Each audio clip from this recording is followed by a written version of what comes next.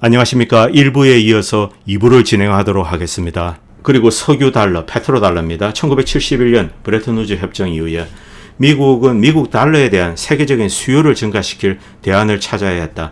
1979년 미국 사우디 경제 협력 협정인 달러를 위한 석유라는 틀 안에서 페트로달러가 탄생했다. 이 협정에 따라서 사우디아라비아는 자국의 석유를 오직 미국 달러로만 전 세계에 판매하고 초과 보유하고 있는 미국 통화를 미국 국채와 미국 기업에 재투자하기로 약속을 했다. 그래서 이 사우디는 엄청난 돈을 월스트리트에 보내고 또 사우디 자금을 받아서 미국의 이제 투자은행들 그리고 뭐 헤지펀드 이런 애들은 이제 또 굴리게 되는 거죠.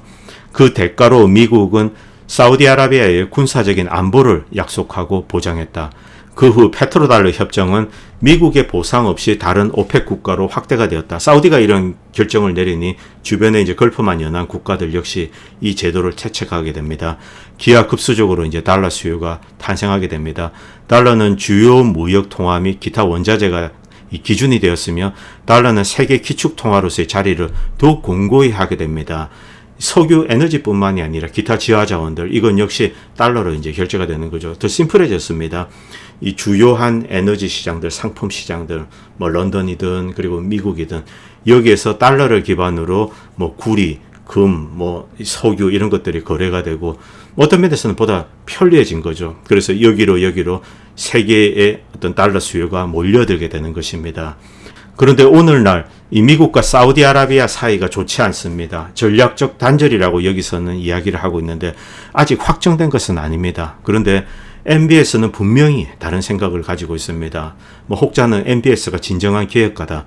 이 MBS가 페트로달러를 종식시키기를 원하고 있다. 그 속내는 저도 모르겠습니다. 이것을 새로운 흥정 이 대상으로 이제 이렇게 이용을 하고 있는지 모르겠는데 MBS는 개혁가로서 이 미국에 종속된 사우디아라비아의 뭐 주권이라든가 뭐 에너지 주권, 금융 주권 이것을 떼어내서 이 사우디 경제를 본질적으로 바꾸어 놓겠다. 뒤바꾸어 놓는 겁니다. 즉 석유를 캐내서 파는 식으로 사우디 경제를 계속 유지하게 된다면 어느 순간에 석유가 고갈이 되면 사우디는 망하게 됩니다. 그래서 사우디를 첨단 공업 국가로 만들려는 그런 야심을 MBS는 가지고 있습니다. 그런 야심을 달성하기 위해서는 미국으로부터의 어떤 에너지 한마디로 이야기해서 주유소 역할을 하는 그런 국가에서 탈피를 하겠다는 겁니다. 물론 미국은 여기에 대해서 어떤 제재를 가할 겁니다. 그래서 이런 의지 때문에 원래 탈피를 하려고 생각을 했었다 이렇게 주장하는 사람들이 있습니다. 조금 더 지켜봐야 할 것 같습니다.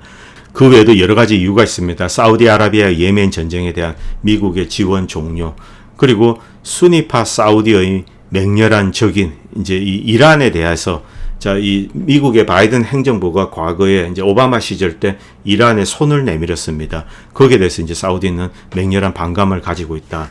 즉 미국이 이란과 이제 손을 잡게 된다면 뭐 이란이나 다른 국가로부터 사우디를 보호해 준다는 거 이런 안보 공약이 위태로워집니다. 무엇보다도 두려운 것은 이 정치 체제입니다. 사우디는 왕정입니다. 그 외에 이제 걸프만 연한 국가들도 부족장들이 사실 나라를 다스리고 있는데 그러나 이란은 성직자들이 최고 권력을 가지고 있지만 민주화된 국가입니다. 이제 회교혁명을 이용해서 왕정을 전복을 했습니다. 그래서 사실은 사우디보다도 이란이 미국적인 어떤 민주주의 거기에 더 가까이 있는 겁니다. 거기에 더 가까이 있습니다. 자, 이란이 만약에 미국과 손을 잡게 된다면 사우디와 이 걸프만 연한 국가들은 부족장 국가로서 킹덤이죠, 킹덤.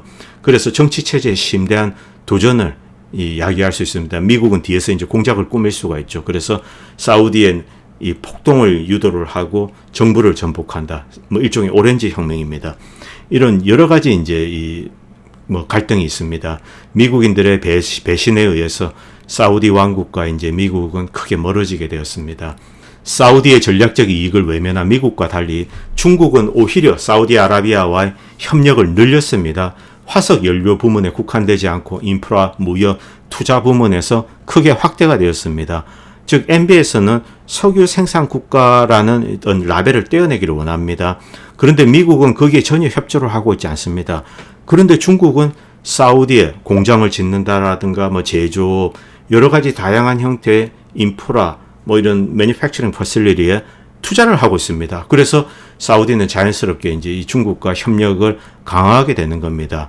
이것이 사우디가 꿈꾸는 미래 방향이다. 그런데 이 미래 방향에 협조를 하는 국가는 미국이 아니라 중국이었다. 바로 이것을 지적하고 있습니다. 아라비아 반도에 대해서 이제 중국은 투자를 계속 증가해 왔습니다. 중국은 사우디아라비아 석유 수출량의 거의 4분의 1을 사들이고 있습니다. 그리고 사우디 국부펀드도 전략적으로 이제 중국 기업에 상당한 투자를 시작할 계획이라고 합니다. 동시에 2021년 8월 사우디 왕국과 러시아 연방 간의 군사 협력 협정이 체결됩니다. 푸틴이 이런 사태를 대비해서 이제 여러 가지 준비를 해왔던 것 같습니다. 러시아와 마찬가지로 사우디아라비아도 중국과의 무역 그리고 투자에서 탈달러화의 길을 열었습니다. 탈달러화의 길에 대한 러시아, 중국 및 오펙 국가들의 이 공동 및 어떤 싱크로나이즈된 행동은 이 우크라이나 분쟁을 보면서 더욱더 가속화되었습니다. 그동안 사우디와 오펙의 국가들은 미국에 대해서 상당한 의구심을 가지고 있었습니다. 그리고 미국이 진정으로 이들 중동 지역 국가들, 아라비안 이 걸프만 연안의 국가들을 돕지 않고 있고 석유만 빼가려고 하고 있고 미국 금융 시스템, 기축통화에서의 달러 지위를 유지하는 데만 사용을 하고 있다. 자, 이런 안 좋은 감정이 있었는데 갑자기 이제 이 로전이 터졌습니다. 뭐 이것을 보니까 미국의 진짜 실체가 드러난 겁니다. 이 미국과 서유럽의 어떤 제국주의적인 이 백인 어떤 이제 카르텔이죠. 국가 카르텔입니다. 거기에 글로벌 사우스로서 이제 중동이 뛰쳐나오게 된 겁니다. 물론 진짜 뛰쳐나올지는 좀 더 지켜봐야 할 겁니다. 만약 사우디나 중동 국가들이 러시아와 중국의 이런 움직임에 동참을 하게 된다. 탈달러와의 움직임에 이제 동참을 하게 되면은 눈사태 효과를 야기하는 거죠. 눈송이가 굴러가서 거대한 이제 눈사태가 일어나게 되는 겁니다. 미국 달러에 대한 선전포고, 결국 중국과 러시아가 미국 달러에 대한 선전포고를 한 것입니다. 러시아와 중국 같은 강대국에 의한 이 석유 페트로달러 시스템에서 새로운 형태의 결제 시스템으로 넘어가게 된다면 미국 경제의 종말을 야기할 수 있다. 장기적으로 그렇습니다. 물론 당장 미국의 이제 페트로달러나 기축통화의 지위는 무너지지 않고 있습니다. 자, 2차 대전이 끝나고 우리가 지금까지 알고 있는 미국의 어떤 패권, 이것이 종말이 시작될 수 있다. 그런데 과거의 미국 통화 시스템의 세계적 지배에 감히 도전했던 국가들이 있습니다. 물론 미국은 날아가서 그 국가를 박살을 내고 그 지도자들을 제거를 했습니다. 리비아 카다피 그리고 이제 이라크의 사담 후세인입니다. 그런데 지금 미국의 도전장을 던진 국가들, 중국과 러시아는 미국이 직접 군사적으로 공격을 할 수 있는 그런 나라들이 아닙니다. 군사적인 강국입니다. 자칫 잘못하면 미국의 종말로 이어질 수 있습니다. 둘 다 이제 강력한 핵 보유국입니다.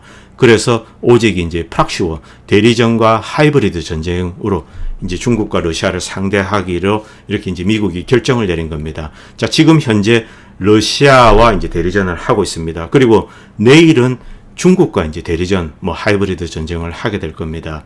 이라크 전쟁과 리비아 전쟁은 이제 미국에 대해서 이 미국의 페트로달러 그리고 미국 기축통화 지위에 대해서 감히 도전을 했습니다. 그래서 미국이 작사를 냈습니다. 그리고 두 번째는 이란과 베네수엘라인데 이란과 베네수엘라 같은 경우는 열전이 아닙니다. 냉전, 콜드워로 생션으로 이제 목을 죄이면서 이들의 도전을 무력화시켰습니다. 어쨌든 여기까지는 성공했습니다. 그런데 러시아와 중국은 쉽지가 않다는 거죠. 자, 1차 달러 전쟁, 이라크죠. 이라크 박살냈습니다. 사담 후세인이 2000년 10월에 석유를 더 이상 미국 달러를 이용해서 팔지 않고 유로화로만 하겠다 이렇게 했습니다. 그래서 미국이 이제 2003년에 가서 끝장을 냈습니다. 자, 결국 이 사담 후세인의 이런 성명은 자신에 대한 어떤 사실 슈어사이드를 한 거죠. 미국의 사형 집행에 자기가 직접 이제 서명을 한 것에 지나지 않는다. 이렇게 이제 이야기하고 있습니다. 그리고 두 번째는 역시 가다피입니다. 가다피는 앞에서 말씀드렸듯이 아프리카에서 혁명을 꿈꾸었습니다. 석유 및 기타 아프리카 천연 자원 수출에 이제 이 금을 기반으로 한 공통화폐를 만들어서 이제 가치를 보장하고 이 통화를 이용해서 결제를 하자. 그래서 미국이나 다른 어떤 서유럽 국가들이 어떤 시니어리티 효과를 누릴 수 없도록 하자. 이렇게 꿈을 꿨습니다. 여기에 이제 프랑스나 미국이 용납을 하지 않았던 거죠. 그래서 쳐들어가서 이제 리비아는 콩가루를 만들었습니다.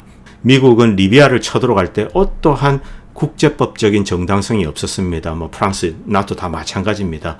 이들은 뭐 여러 가지 핑계를 댔습니다. 리비아 상공에 이제 어떤 비행 금지 구역을 설정하고 그리고 폭격을 했는데 이 폭격 명분이 민간인을 보호하기 위해서 폭격을 한다. 이런 명분으로 폭격을 했습니다. 그러나 수많은 이라크, 이제 리비아 민간인들이 죽어갔습니다. 자, 끔찍스러운 일이죠.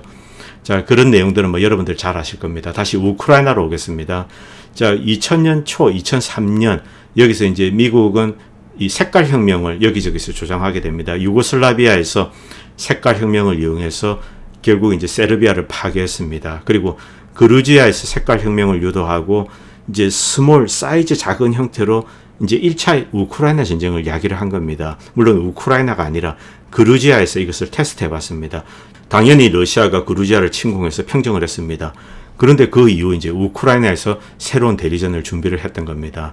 이 우크라이나인 중에 루소포비아, 즉 슈테판 반데라 추종자들 수십 년 동안 미국이 보호하고 키워왔던 이들 세력을 이용해서 이제 정권 탈취를 꿈꾸게 됩니다. 이들 극단적인 민족주의, 네오나치 세력을 이용해서 정권을 탈취하고 우크라이나 전체를 어떤 이제 러시아를 찌르는 폭탄으로 개조를 하자. 그래서 대리전을 하자. 이런 이제 계획을 만들게 됩니다. 그래서 2014년 마이단 폭동에 성공하고 이제 네오나치 세력이 우크라이나 정권을 쥐고 우크라이나 전체 개조 작업에 들어가게 됩니다. 여기에 미국과 서유럽은 이 네오나치 이데올로기를 지원하고 이런 아조프 민병대라든가 이런 극렬한 민족주의 세력이 확대될 수 있도록, 무장 세력이 확대될 수 있도록 거기에 무기와 자금을 지원하게 되고 결국 이제 이 러시아와의 대리전에 들어가게 됩니다. 본격적인 열전입니다. 그리고 미국은 민스크 협정을 방해를 했습니다. 뭐 이 이야기는 제가 자주 이야기 드렸기 때문에 생략하도록 하겠습니다. 그 외에도 여러 가지 내용들이 있는데 쓸데없는 것은 다 뺐습니다. 자, 4차 달러 전쟁. 3차가 이 우크라이나 전쟁이라면 이제 4차는 중국과의 전쟁입니다. 중국에 대한 미국의 전쟁이 불가피하다는 사실과 또 다른 한편에서는 이 중국이 이 페트로달러 시스템을 회피하려는 그런 열망을 가지고 있습니다. 이런 열망과 미국의 패권이 충돌하기 때문에 이 전쟁은 이제 피할 수가 없다는 겁니다. 절대적인 원인이라는 거죠. 그리고 미국은 강경하게 행동해야 되는 이유가 된다는 겁니다. 중국은 2012년부터 위안화로 이제 이란으로부터 원유를 구매를 했습니다. 미국 달러를 거부했던 거죠. 그리고 2016년부터는 이제 유로로 이제 석유를 사왔습니다. 그리고 2015년 중국은 이제 지정학의 새로운 전략적인 요소인 러시아와 중국 간, 이란과 중국 간의 위안화 스왑 시스템을 만들게 됩니다. 그리고 이것은 현재 미국의 제재를 받고 있는 국가들이 미국의 제재망을 회피하는 데 엄청난 도움을 주었습니다. 자, 중국이 있고 중국이 미국의 제재를 받는 국가들과 통화 수합을 체결하게 됩니다. 뭐 베네수엘라라든가 러시아, 이란. 그래서 이들은 이제 중국을 통해서 이렇게 이제 위안화를 가져오게 됩니다. 이들 제재받는 국가들이 만약에 달러가 필요하게 되면 위안화를 가지고 와서 위안화를 국제 이제 외환 시장에 가서 달러로 바꾸면 됩니다. 즉 위안화가 있는 한 언제든지 달러로 바꿀 수 있는 그런 수단이 존재하게 된다는 거죠. 이 위안화 스왑은 미국의 제재망을 무력화시키는데 굉장히 효과적이었습니다. 자, 그 기사는 최근에 이제 제가 말씀드렸던 Foreign Affairs에 올라온 그 기사입니다.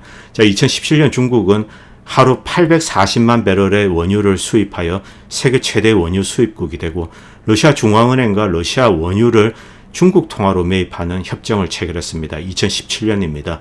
그리고 2022년 중국은 사우디아라비아도 위안화로 석유를 구매하는 계약을 체결을 했습니다. 그리고 앞에서 말씀드렸듯이 미국 국채 보유액을 이제 이렇게 줄여왔던 거죠. 4분의 1을 지난 7년 동안 성공적으로 줄였습니다. 자, 미국은 엄청난 양의 이제 물품을 중국으로부터 사들이고 중국은 수출을 하는데 이 중국은 어느 정도의 미국 국채 보유를 피할 수가 없습니다. 4분의 1 정도 이 줄여온 것은 대단히 성공적이다. 그렇게 전문가들은 이야기하고 있습니다. 결국 미국 경제 모델의 생존 가능성에 대해서 위협이 기하급수적으로 이제 증대하고 있는 겁니다. 그렇기 때문에 미국은 대만을 이용해서 이제 중국이 대만을 침공하도록 그렇게 유도를 하고 있는 겁니다. 중국이 대만을 침공하면 대만을 이용해서 대리전을 하겠다. 그래서 중국을 약화시키겠다. 이런 아이디어를 기본적으로 가지고 있습니다. 그럼에도 불구하고 미국은 현실적입니다.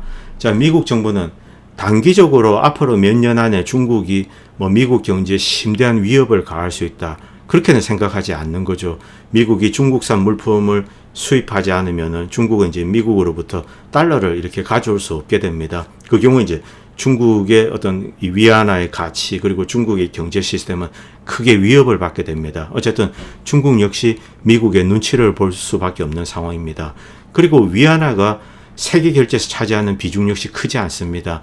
중국은 많은 노력을 했지만 4% 미만이고 중국 GDP 비중을 감안했을 때도 무시할 만한 수준인 거죠. 여전히 중국은 이제 엔화, 달러 그리고 유로를 통해서 세계 시장과 이렇게 교역을 하고 있다는 뜻입니다. 그리고 세계 리저브 커런시로서 위안화가 차지하는 비중 역시 낮다는 겁니다. 3% 미만으로 미국의 위협이 되지 않습니다. 중국 중앙은행이 축적한 막대한 양의 미국 국채를 감안할 때 이들을 없애는데도 이제 상당한 시간이 걸린다는 거죠. 여전히 많은 미국 국채를 이제 쥐고 있습니다. 자, 일종의 이제 미국의 이 금융적으로 이 볼모 인질이 잡혀 있다. 그렇게 보시면 됩니다. 자, 그리고 미국 국채를 대체할 수 있는 그런 유동성이 풍부한 금융 상품, 금융 시장은 없습니다. 그렇기 때문에 이 중국 중앙은행 역시 상당 기간 계속 이제 미국 국채를 거래를 해야 되는 사고팔고를 반복해야 된다. 그런 상황을 이야기하고 있습니다. 그럼에도 불구하고 이 중국 러시아의 움직임은 미국에게 실존적인 위협이라는 것을 미국은 알고 있습니다.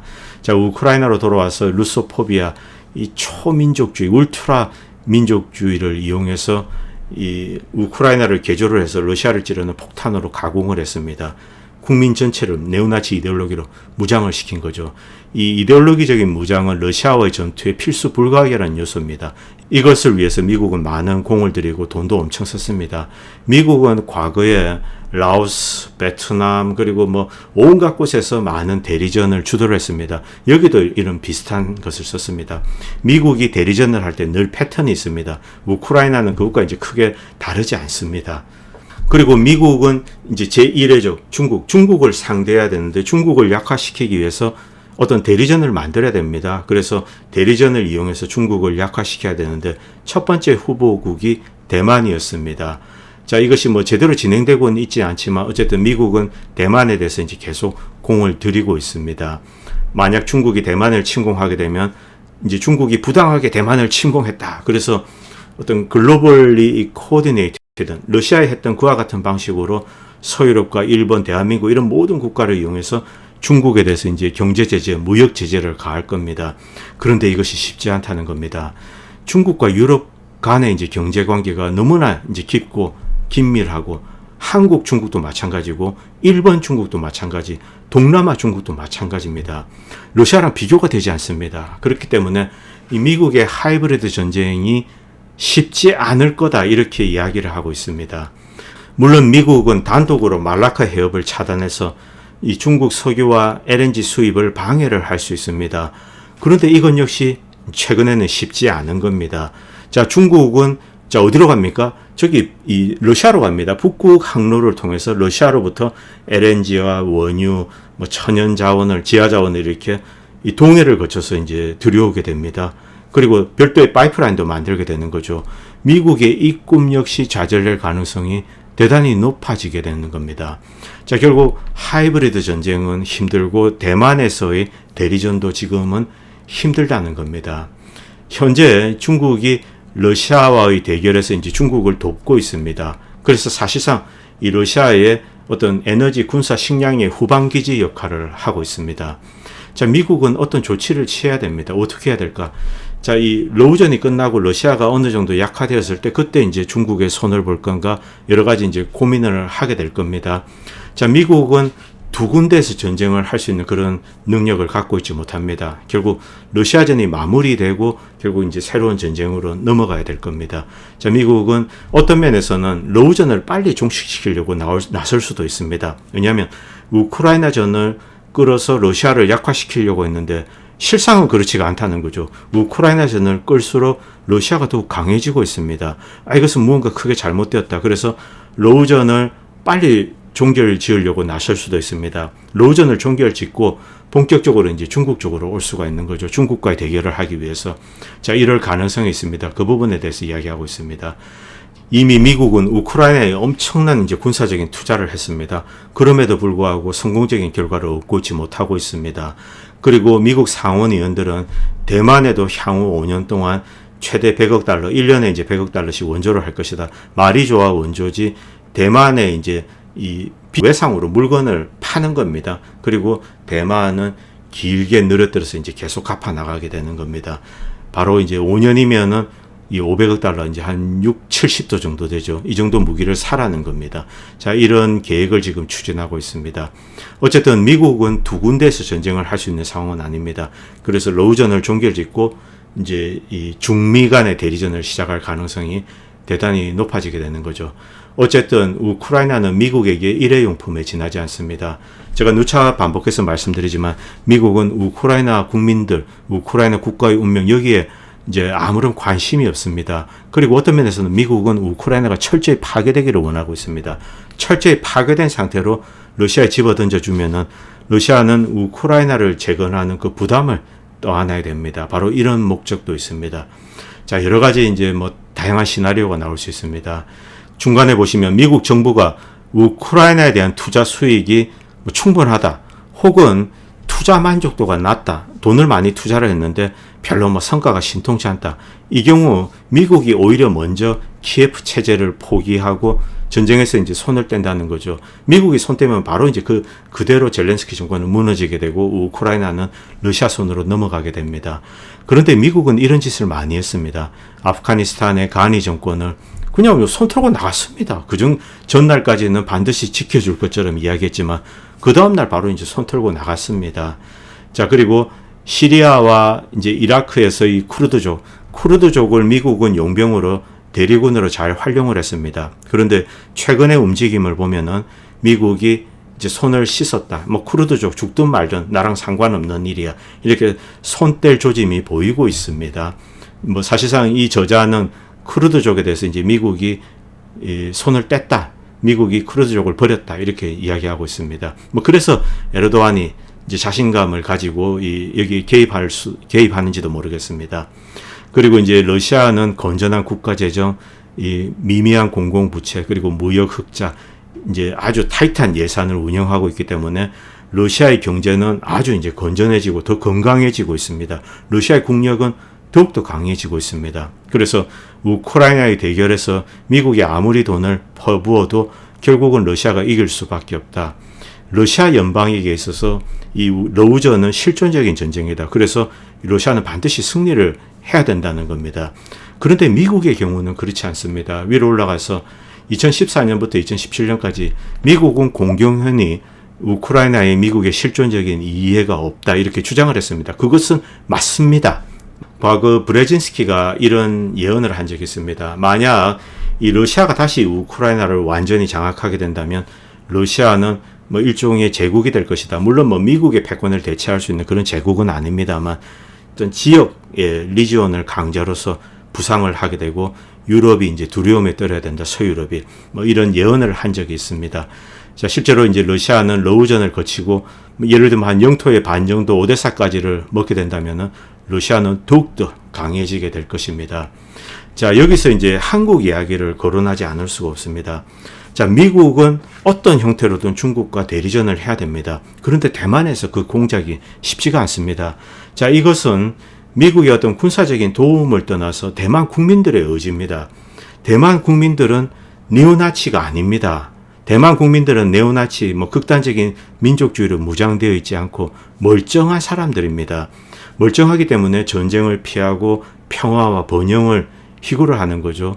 네오나치들처럼 싸우다 죽어서 은하수 넘어서 이 오딘신 품에 가서 바할라에서 살고 이런 아이디어를 가지고 있지 않다는 겁니다. 그래서 대만에 대해서 이제 중국이 압력을 가하게 되면 대만인들 스스로가 이제 굴복할 가능성이 대단히 높은 거죠. 이번 중간 선거에서도 그랬습니다. 자, 여기서 중국과의 대리전을 할 때 가장 적절한 장소 어딜까요? 베트남과 사실은 한반도입니다. 그런데 베트남은 중국과 그 정도의 원수가 아닙니다. 그 정도의 이제 적대 관계가 아닙니다. 그런데 한반도로 오면은, 자, 한반도는 남북이 찢어져 있고 중국은 북한을 지원하고 남한을 이제 미국이 지원하고 있습니다. 자, 이런 상황에서 미국이 대리전을 수행하기가 굉장히 용이한 지역이라는 겁니다. 왜 제가 이 걱정을 하냐면은 미국과 서유럽은 그동안 이 우크라이나 군대를 굉장히 강력하게 키웠습니다. 러시아 다음으로 유럽 최강의 이 국방력을 가진 그런 국가로 지난 8년 동안 개조를 해왔습니다. 그런데 전쟁이 시작되고 불과 한 2, 3개월 안에 이 우크라이나 군사 전력은 거의 다 파괴되었습니다. 그래서 동서남북으로 갈기갈기 찢어졌죠. 그 이후에 나토와 미국의 엄청난 지원을 통해서 다시 이제 살아나고 지금 그것이 러시아 군에 의해서 이제 파괴가 되고 있는 겁니다. 그런데 대한민국은 그렇지가 않다는 거죠. 대한민국은 그 자체로 막강한 군사력을 가지고 있고 우크라이나와 비교할 수 없을 정도의 강력한 이 포미더블한 군사력을 가지고 있습니다. 그리고 이 대한민국이야말로 실질적으로 중국에 막대한 타격을 가할 수 있는 그런 군사력을 가지고 있습니다. 바로 그렇기 때문에 이 대한민국이 중국과의 대리전에서 최적의 국가일 가능성, 한반도가 최적의 국가일 가능성이 대단히 높다는 겁니다. 그리고 대한민국을 이용해서 미국은 병참망을 신속하게 구축할 수 있습니다. 우크라이나보다 훨씬 쉽습니다. 바로 배로 부산항에 내려버리면 되는 거죠. 그리고 배후에 일본이라는 강력한 미국의 동맹이 있고 막강한 경제력을 가지고 있습니다. 한반도에서 미국과 중국의 대리전이 발생하게 된다면 글자 그대로 이제 완전히 치열한 전투가 될 것이고, 그리고 이 전쟁은 결국 중국의 심대한 경제적인 군사적인 이 타격을 가하게 됩니다. 그것은 한국이 일단 강하기 때문에 그렇습니다. 자, 그런데 여러분 유럽 가보십시오. 서유럽 국가들의 군사력은 개판입니다. 자, 우크라이나가 그나마 나았는데 그것이 이제 다 파괴되었습니다. 그런데 한국 같은 경우 또 일본이라는 이제 해군 강국이 있습니다. 자, 이런 상황에서 이 대한민국의 지도자는 굉장히 이제 현명해야 됩니다. 그런데 윤석열이는 미국의 핵 전력을 이용해서 한미 공동으로 이제 심각한 군사 연습을 하겠다, 이런 주장을 하고 있습니다. 물론 제가 여기에 대해서 옳다 그르다 이야기는 할 수가 없습니다. 엄연히 북핵 위험은 현존하고 그 북핵 위험 때문에 한국이 거기에 대응하는 어떤 훈련을 할 수가 있습니다. 그래서 이것을 가지고 제가 뭐라고 이제 비판을 하거나 그럴 수는 없습니다. 그런데 그럼에도 불구하고 굉장히 이제 신중하게 크게 봐야 된다는 거죠. 북핵을 넘어서서 중국과 봐야 된다는 겁니다. 미국은 중국과 전쟁을 하기 위해서 막 몸이 근질근질거립니다. 그런데 미국은 직접 중국과 싸울 수 없습니다. 미국은 서태평양에서 섬에 불과합니다. 괌, 하와이, 그리고 일본 내 기지가 있다도 섬이죠. 서울에도 마찬가지입니다. 자, 미국은 직접 중국과 싸울 수 없습니다. 대리전 장소가 필요하고 대리군이 필요합니다. 대한민국 입장에서는 대만이 대리전 장소가 되고 대만 국민들이 대리군이 되면은 대한민국의 국군은 이제 펼쳐지게 될 겁니다. 좀 잔인한 이야기입니다. 그런데 반대로 대한민국이 전장이 되면 대한민국은 망하고 대한민국 국민들은 거지꼴이 되고 수많은 대한민국 국민은 죽게 되고 일본과 대만은 글자 그대로 이제 잔치상을 받아야 될 겁니다. 자, 이렇게 되는 거죠. 비정한 현실입니다. 그런데 오늘 올라온 조선일보 이 기사를 보면은 뭔가 이제 우리가 생각했던 그런 신중함이 느껴지지 않습니다. 물론 이 기사만 보고 정확하게 핵 전력 무엇을 가지고 어떤 연습을 하겠다는 건가 이런 내용을 모르기 때문에 여기에 대해서 이제 함부로 판단을 할 수가 없지만 뭔가 이제 좀 찜찜한 기분이 듭니다.